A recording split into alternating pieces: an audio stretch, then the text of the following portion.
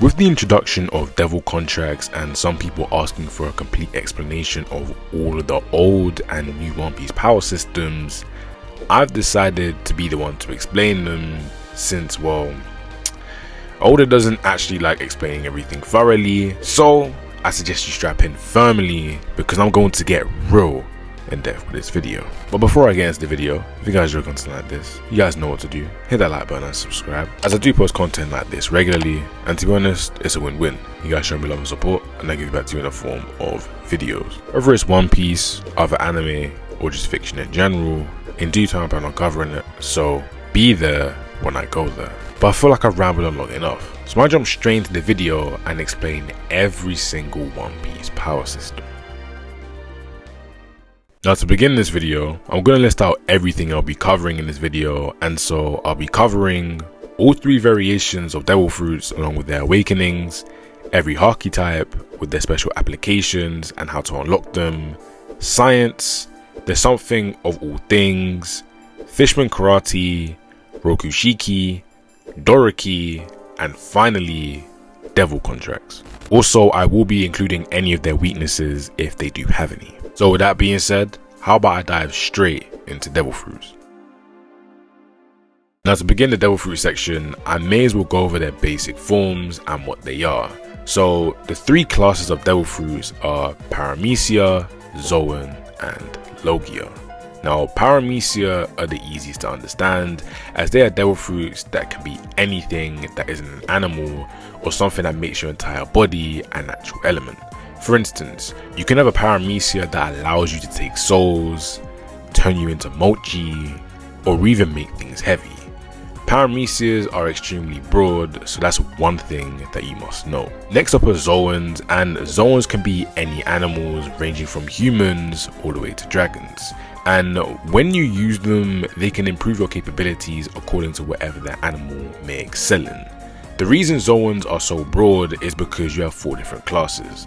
You have the standard Zoans, ancient Zoans, mythical Zoans, and artificial Zoans. Standard Zoans are ones like Lucci, Kaku, and Jabra, as they are all regular animals would see in the real world. Ancient Zoans are from prehistoric times. Examples of this would be King and Queen, as they do have dinosaur-based devil fruits. Mythical Zoans are from stories/tales. They're devil fruits that you may hear in legends or bedtime stories or even somewhere in a book because they're not meant to be real.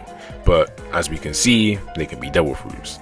The main examples of this are Luffy, Sengoku, and Marco. Soon I will be coming back to why and how Luffy and Sengoku technically have the exact same devil fruit, but they're a little bit different. Finally, we have artificial Zoans, and they are made by Dr. Vegapunk and Caesar Clown. They're literally just artificially made Zoans, and they have made Paramecia ones, but as we all know, Zoans do have categories, so that's why I like to point it out. Also, they haven't made any Logias since, well, they're extremely hard to make and we don't even know if they can make them, so they've only made Zoans and Paramecia. Artificial devil fruits can be exact replicas of already made devil fruits. Momos and the Seraphims are clear showcases of this.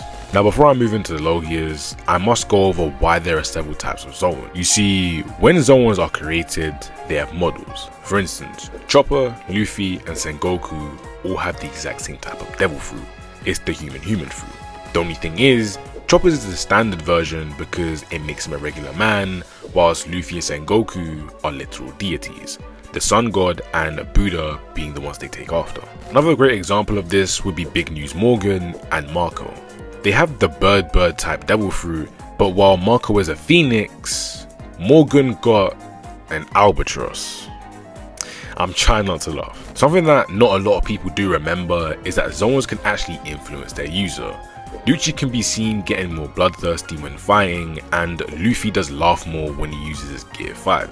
Now, the reason there are so many variants will be explained later, as the creation of devil fruits do need to be explored, but I'll do that at the end of the devil fruit section, so how about we get into the Logias. Now, Logias are very simple.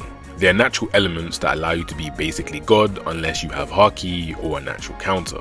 We have several Logia users in the story, but the most notable ones are Ace, Enel, and the OG3 Admirals. Logias are extremely simple, and the powers they give are definitely great, as in return, you could possibly even survive off of their ability.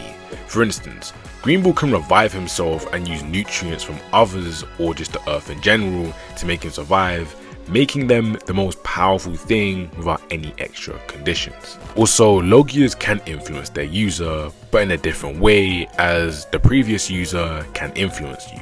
Sabo shows this by saying that Ace is sort of influencing him. Now, with Logias being the strongest naturally, that can completely flip on its head once your Devil Fruit awakens. You see, when you awaken your Devil Fruit, you gain extra abilities, and your regular abilities may become a lot easier to do than before. For instance, Paramecia tend to affect their surroundings when they awaken. Doflamingo and Katakuri are prime examples of this. Zoans can also do this upon awakening, but that's only Luffy. But then again, he has a god fruit, so he's technically exempt. So far throughout the story, we've only seen Paramecia and Zoan awakenings, and I think we've seen them at the exact same rate, if not Paramecia's just a little bit more. The reason we can say this is because Law Kid and Luffy literally symbolize this. Now for Zoan awakenings, they're stated to improve your endurance alongside the basic things that they do. Awakened Zoans are known for their enhanced healing and the ability to take more punishment, so don't be surprised if awakened Zoans come back over and over again. Finally, we have Logia awakenings, and yeah, as I said before, no one who has a Logia has awakened yet, so everything we've seen so far should be from base Logias. Now that is unless people have awakened and we haven't been told, but if that's not the case and not a single person in the series that has a Logia hasn't awakened yet, that is insane, as they can do things that Zoan and Paramecia can do only once they're awakened. So you can only imagine what an awakened Logia can do. And so now that I've explained what they are and what they can do, how about I talk about how they spawned in and their weaknesses. Now, even though we don't exactly know how Devil Fruits came to be, I feel like Vegapunk's explanation shouldn't be too far off. Vegapunk thinks that all Devil Fruits were wished for, and for me, I believe that this is a valid theory and assumption, as we know that no human or just creature is making them, as we've seen Devil Fruits pop up right after we literally just saw a character die. So the only logical explanation would be that the sea or someone else had created many Devil Fruits, and the Devil Fruits were what the people were wishing for, and so once they stopped making those Devil Fruits, the Devil Fruits that they already created will come back time and time again. I feel like this would make the most sense, as people worship Buddhas, so you can only imagine somebody wishing to become a Buddha so they could be worshipped. And to make this make the most sense, it's clear that whoever was originally creating Devil Fruits has stopped, but one thing they did do was when creating them, they made sure that the Devil Fruits would reincarnate. Now why they stopped making Devil Fruits is beyond me. Maybe 800 years ago, a certain someone had something to do with it, but that's for another video. Now for the weaknesses of Devil Fruits, the main one is Haki, as Haki can overpower Devil Fruits if the Devil Fruit user's Haki isn't strong enough. But that doesn't apply to all, as Boas and some others like Sugar can override this, and it's mainly because your subconscious is gone, essentially making you a drone. So that is the main reason why you can't break out of it. Also, if it's applied to something else and that something else hits you, it seems like you can't stop it, as Big Mom couldn't stop Kid or Law's Devil Fruits. Another weakness that Devil Fruit users do have, and to be honest it is their biggest one and their main one, is seawater. Now the seawater can either be raw seawater or it could be cuffs that have the sea's essence. Basically anything that's related to the sea can weaken the user. It's also great to mention that you can grow resilient to this, but you do have to be super strong. Another weakness that you do have in quotation marks would be the fact that you can't have two Devil Fruits. Yeah, nobody is talking to you, Blackbeard. Now, the reason this is because the two Devil Fruits inside of you will fight, and in the process, you will die. Unless you're Blackbeard. And for his case, the only thing I could think of is him taming the devils, or him having multiple people inside of him. On the topic of Blackbeard, he's also taught us a few things about Devil Fruits in general. Now the main thing that he has showed us is that there is a ritual that can be done to where you can then take somebody's Devil Fruit just after they've died, and he doesn't have to eat it as well. We know this because he gave Shiryu Absalam's Devil Fruit, and this is low-key insane, as he's mastered the secret technique to steal devil fruits, so you should watch out. Finally, if you overuse your devil fruit, it can exhaust you, and if you pass out, any devil fruits that may apply to things will then deactivate. And so with that being said, that's all I need to talk about when it comes down to devil fruits. So how about we delve into Haki? Now, to begin the Haki section, instead of me starting off straight away with all 3 types, I'm going to explain to you how you can obtain it. Now, Haki can be obtained through a dramatic event or you training to unlock it. For somebody like Luffy, Kobe and Zoro, they all unlocked it through a dramatic event, whilst people like Sanji and many others unlocked it through regularly training. The reason you can unlock it either way is because you can force yourself to release your Haki, helping you, or you then learn about it, then allowing you to unlock it. Haki is a natural ability, so everybody can get it. And so for the 3 types of Haki, we do have Armament Haki, Observation Haki, and finally Conqueror's Haki. Now, everybody can get Armament and Observation Haki, whilst only a certain number of people in the world are born with Conqueror's Haki. So why don't I explain all their basic abilities. For Armament Haki, it allows you to harden your skin or many other objects, giving you the ability to hit harder and take attacks better, as it will increase your durability. You can improve the basic application to be stronger than others, and for the most part, it will increase depending on how strong your base is. Up next is Observation Haki, and man, this one is the most expansive. For the most part, you can just sense people, but it just gets a little more complicated than just that. The best way for me to simplify it so that everybody can understand this would be how you can sense in Dragon Ball by using your ki. You can sense how strong somebody is by reading their Haki signature, you can sense where they are, read what your opponent's about to do, and just many other things that do involve sensing. Honestly, the worst thing about Observation Haki is its activation, as it's very on and off from what we can see. Sometimes it will activate, sometimes it won't. It just depends on how old it's thinking. I'd also like to add that Mantra from Skypiea is also a form of Observation Haki, just with a different name. But for the last application of Haki, we have Conqueror's Haki. Now, who actually gets the ability is a very controversial topic, and in my opinion, I do believe that there is a way to know, but for the most part it is up in the air. Now, in the beginning, there was this notion that you needed or wanted to be the strongest or have a grand dream. But over time, it's become more about what you are willing to do for your goal, even if it's very simple. Now, there's also the notion that conquerors never break, but Luffy, the main character, literally gave up on his dream and was completely broken. So what we should be able to infer from that is that the thought process behind it is how they viewed their dream as a kid, and once they found out about their dream, what they wanted to do, how did they go about it, and how did they try to protect it. People like Whitebeard, even though he's a peaceful man, fought with his life on the line for his family. Oden fought every time he could to go on an adventure, and so on and so forth. It's about who projects their will onto others for the sake of their dream, and that is what makes a conqueror in my eyes. Now, you may be wondering why I said as a kid you should be able to see if they're a conqueror or not.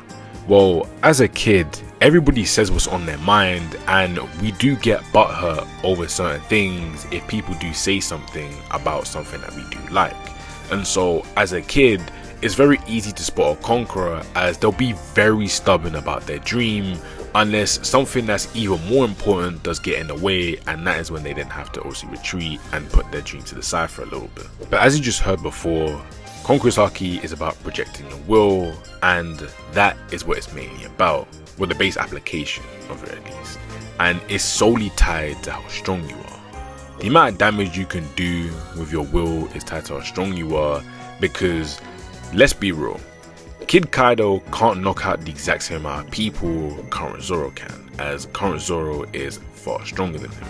The exact same thing applies when you then talk about the amount of damage you can do to objects around yourself and just how potent it can be in general.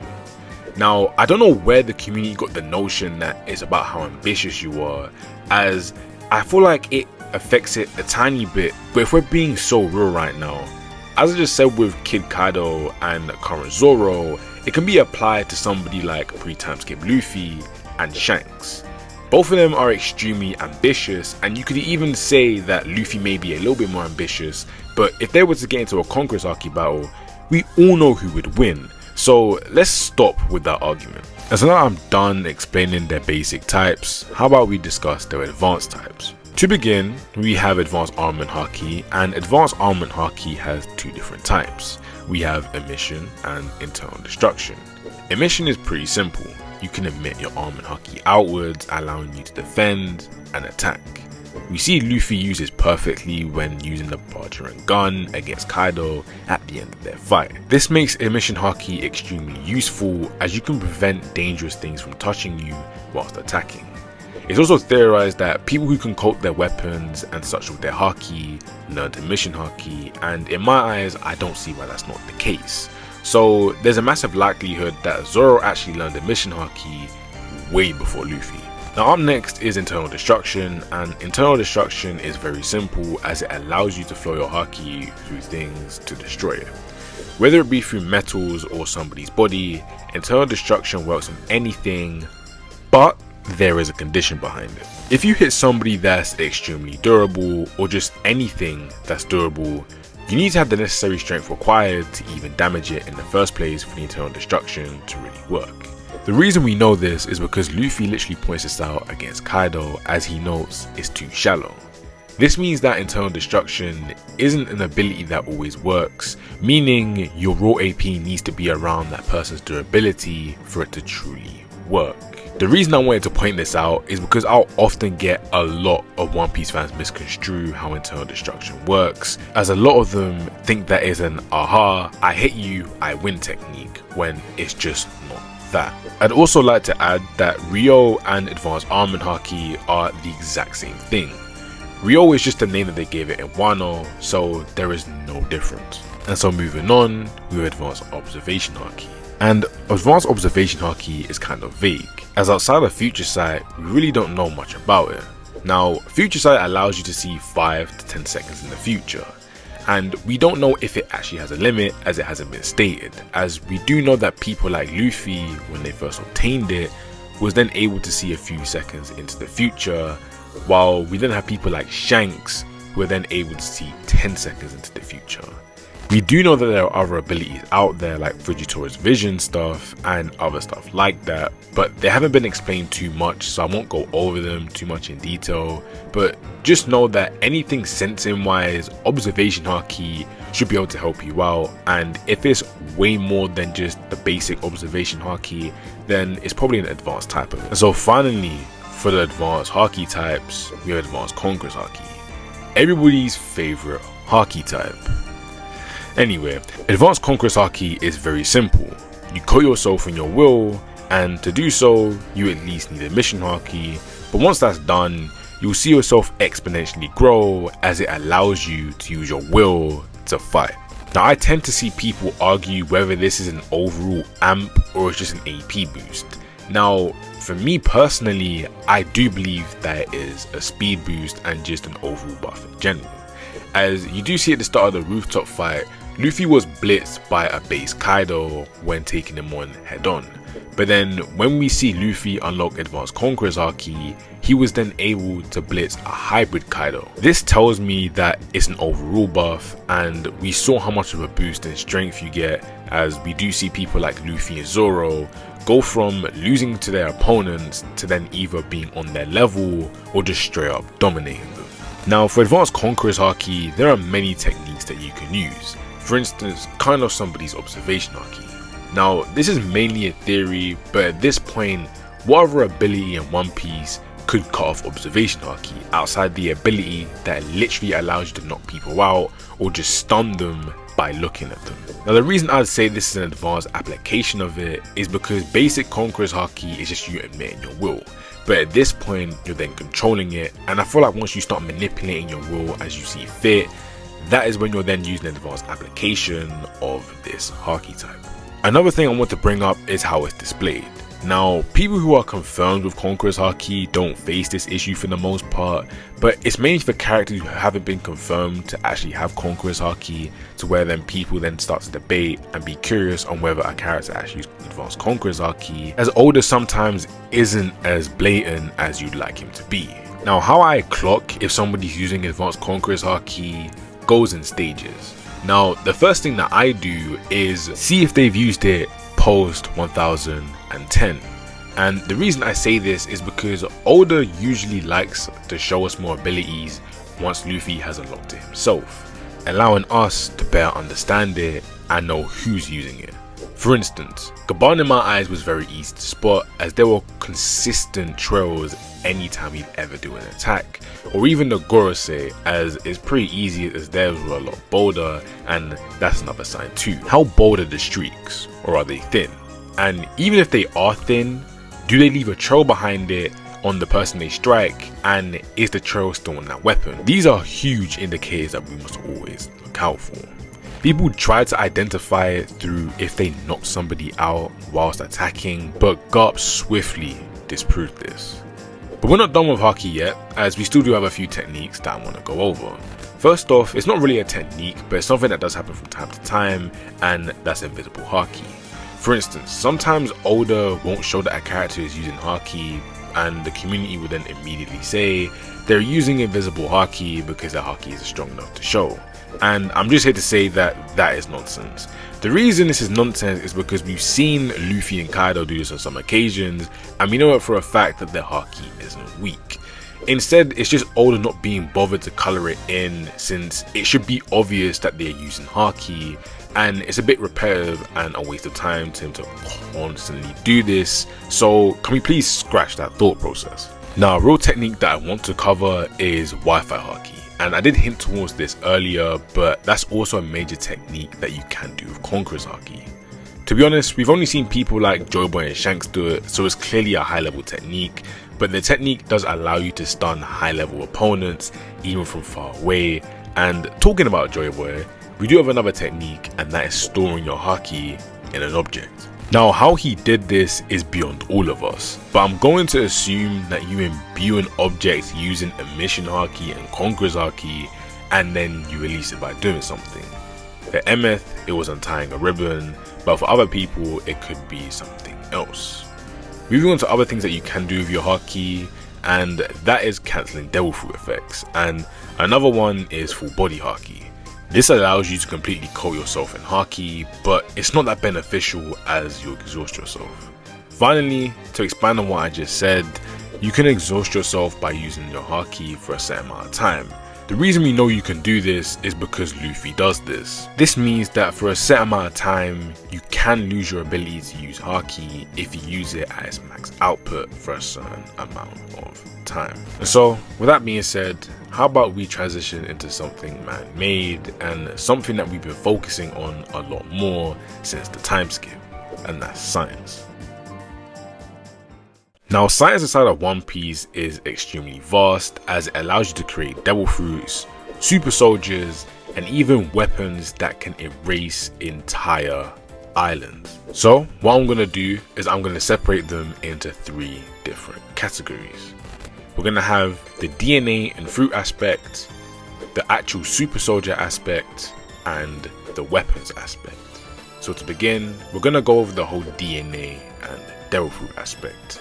And as we know, Vegapunk, Caesar, Judge, and Queens are the main ones to embark on making science great in the modern era, and so all 3 of them have their own little niche specialties. For instance, Caesar is more of a devil fruit maker, even if Vegapunk is better than him.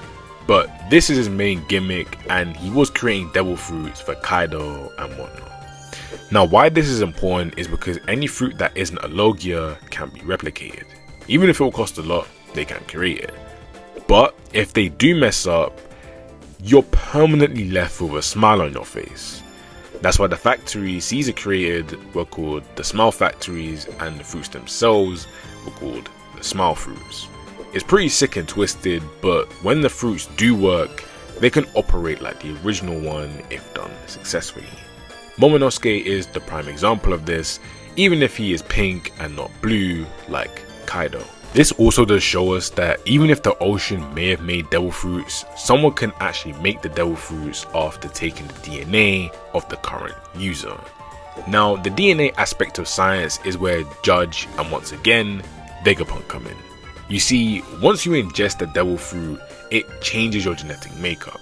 Now, instead of actually giving devil fruit powers to people, and that's what Judge does. Judge changes the genetic makeup of his soldiers and then eventually his own kids to use the power of devil fruits without giving them any of the negative side effects. This is why Sanji can just combust into flames, Reiju can intake and use poison, Ichiji can fire laser beams and explosions, Niji can use lightning, and Yonji can expand his arms to give him an increase in strength. Now, when Vegapunk did this, he did it more blatantly as he replicated real people whilst also using Lunarian DNA. Now, what became of these people that they then mixed the DNA with and then created in the process, well, they are super soldiers. From Sanji all the way to S-Hawk, they're all super soldiers. Now, don't get it twisted. Somebody like Frankie isn't a super soldier, and the reason is very simple. He isn't genetically modified. Frankie is made up of pure metal and is more of a cyborg or even a living weapon than a super soldier. Queen is like a hybrid between Sanji and Frankie, as he did make adjustments to his body, but at the exact same time, he did genetically enhance himself. And so, whilst we're on the topic of Queen and weapons, why don't we talk about the weapons aspect? Now, this one is definitely the most vast, as it can span all the way from Usopp's contraptions, like the weather tool that Nami uses so much, all the way to Frankie, Kuma, the Pacifista, and even some of the ancient weapons. Also, there's this misconception that the Mother Flame is what struck Leloucia down, but in actuality it powers the thing that then shot down Leloucia. But don't worry, it is related to science, and for the most part, this side of science is definitely the most vast, and the ones who excel here are Vegapunk as per usual, Frankie, and Queen. Now, of all the different parts of science, this is definitely the most dangerous, as it's extremely clear that some of the ancient weapons are created by science, and we saw what possibly one of them can do. It can annihilate an entire island, and that is insane. Whilst Judge is trying to create some sort of god with his genetic modifications, it's clear that even Nika and other top tiers need weaponry on their side. And I think MF is a massive example of this as well, as he is somebody who was able to box the Gorosei by himself. Even though each of these parts of science are extremely strong in their own right, there is a reason why everybody wants an ancient weapon, and if they somehow do, they want the fuel to power it, as having it on your side basically spells your victory. Unless you're Joy Boy. Now, the downsides of these scientific things aren't as harsh as Devil Fruits and Haki. Aside from the smile stuff and just Devil Fruit replication as a whole, the main thing for these scientific things is finding the power for them, the brains to even create it, and if you really want to count it, the power of love. Once you have those things out of the way, there are no dramatic side effects, unless you want to count one of your own creations then going against you. I mean, that is something major, but that rarely ever happens. So for the most part, science has way too many upsides compared to downsides. Following up on science, we have the something of all things. This technique or just phenomenon is something that is most likely tied to Haki, as in the most recent chapter and many prior, we've seen the voice of all things allow Luffy and a few others to hear or sense things. This ability seems to be very important, as being able to talk to Zunisha and hear the sea life of Fishman Island and know where somebody is even without looking at them is very important and interesting. Now, we do have the breath of all things, and while the voice is tied to observation Haki in my eyes, the breath of all things is definitely tied to armament Haki, as we do see Zoro use a form of armament Haki against Mr. One on Alabasta. This is definitely the most vague technique / power system, so expect the story to expand upon it very soon. Moving on, we have Fishman Karate, and although it's not a power system in quotation marks, it's widely used, so I feel like I should include it here.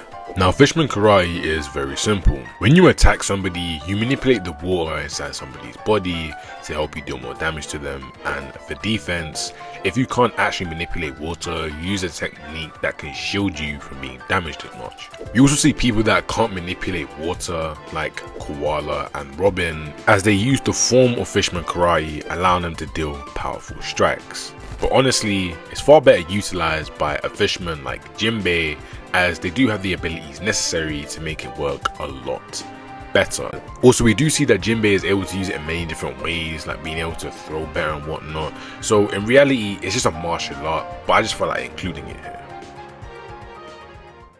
Up next, we do have a very simple technique slash power system, and that is the Rokushiki techniques.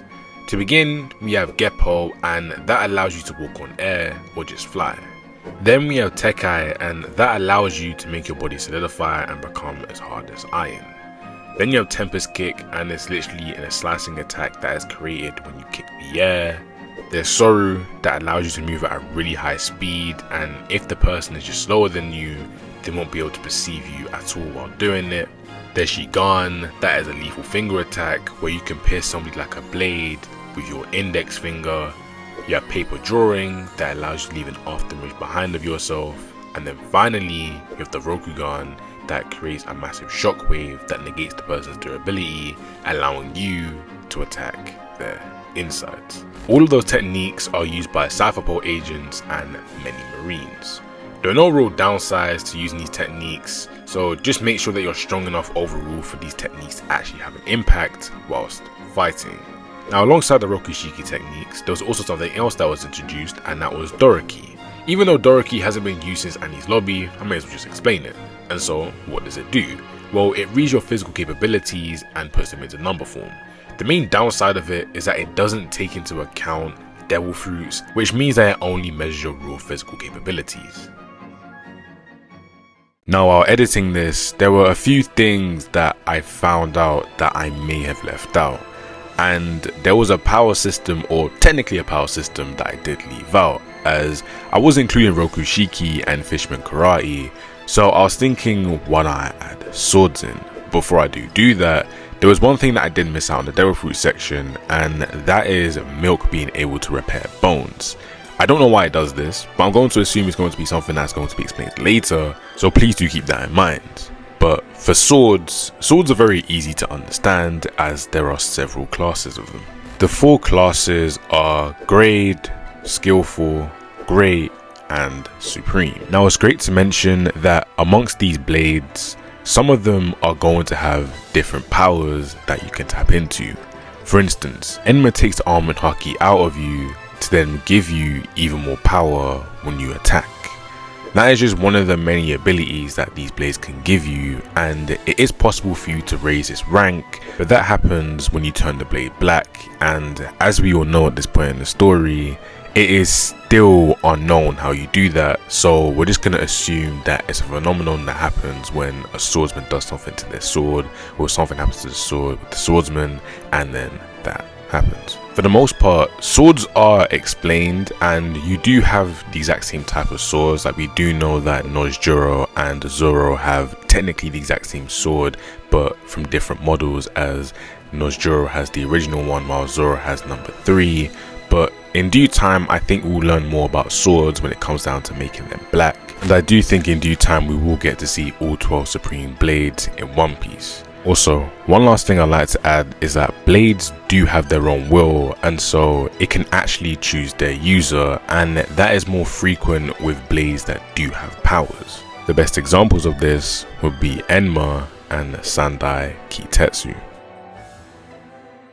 And so finally, end off this long explanation video, we have devil contracts. Anyway, even though devil contracts are extremely new to the story, in fact we first saw them in action for the first time in Egghead, meaning that it is the newest power system by a long shot, I believe that is one of the easier things for us to really understand. And so, how does it really work? Well, to begin, Imu makes the contract, and once the contract is made, Imu can seemingly take away the power or possess you whenever they feel like it. Now, the process of becoming a demon is pretty simple. Imu would chant, and once they're done chanting, they can activate a demon circle, and below you it will spawn and then swallow you away. Once you re-emerge, you are now a demon and can seemingly follow wherever they demand. As we saw with Saturn, if they so please, they can strip away your power, but when you do make the deal, it does massively increase your strength. Now, the most common thing to occur is once the contract is done, you will then have some zone type ability.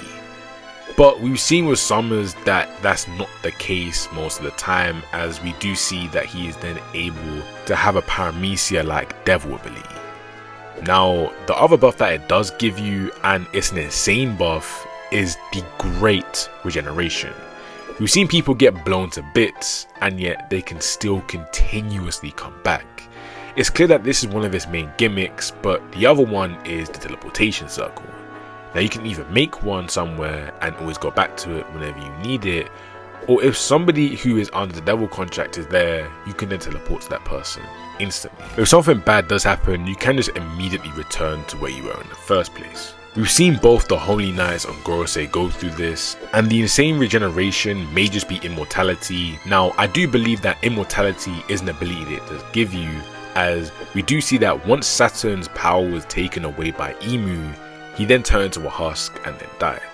Now, the reason I don't think it's Imu killing Saturn solely by taking it away is because Saturn seemed to be old, meaning that when he then took the power away from Saturn, Saturn died due to old age. And what backs my point up is when the Dorian Brogy contract is made, Imu says that they used a bit of their lifespan and not all of it to then give them some power. So this then tells us that instead of Saturn actually dying from Imu killing them, Saturn died to old age, allowing me to think that immortality is definitely a thing. The best way for me to explain it is what happens when Black Adam says Shazam. If Black Adam ever says Shazam, he would then turn into a husk because he is millions of years old in his regular form. Now, whether they do have the exact same weaknesses as regular devil fruits is beyond us, but it wouldn't be too far-fetched to say no. Now, one thing we do know is that Advanced Conqueror's Haki should be able to damage them.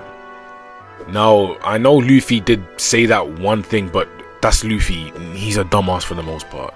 But anyway, every single time a Conqueror's Haki attack is used on screen, people who have devil contracts are usually negatively affected by it. So that means that Conqueror's Haki should be one of its main weaknesses.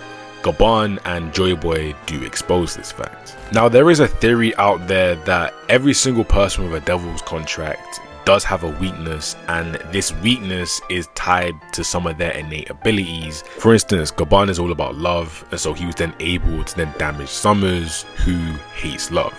And then on top of that, you then have MF, who is then able to chip off one of Walkyrie's teeth, and that could be because he attacked him in a certain way.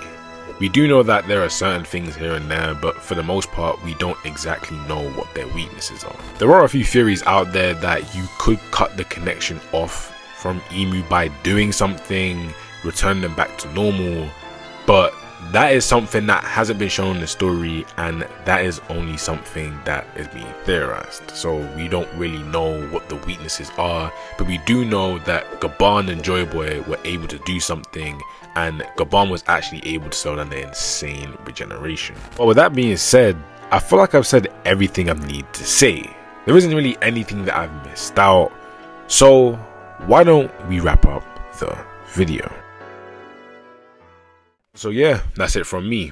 I know that as I'm recording this, I'm already thinking about grabbing every single panel that I need to grab for this, and I know it's going to be ages, but I'm gonna get through it, persevere through it, since a lot of you guys have been asking for One Piece content, and I've been getting the itch to make One Piece content. So I wanted to come back with a massive bang outside my agenda video, and this was the one. Explaining every single power system in One Piece, because guess what? Oda won't. So yeah, I hope you guys enjoyed the video. If you guys want more content like this, you know what to do. Hit the like button and subscribe. Also comment down below what type of videos you guys want from me. And so yeah, I love you all. I shall see you guys in the next video. Goodbye.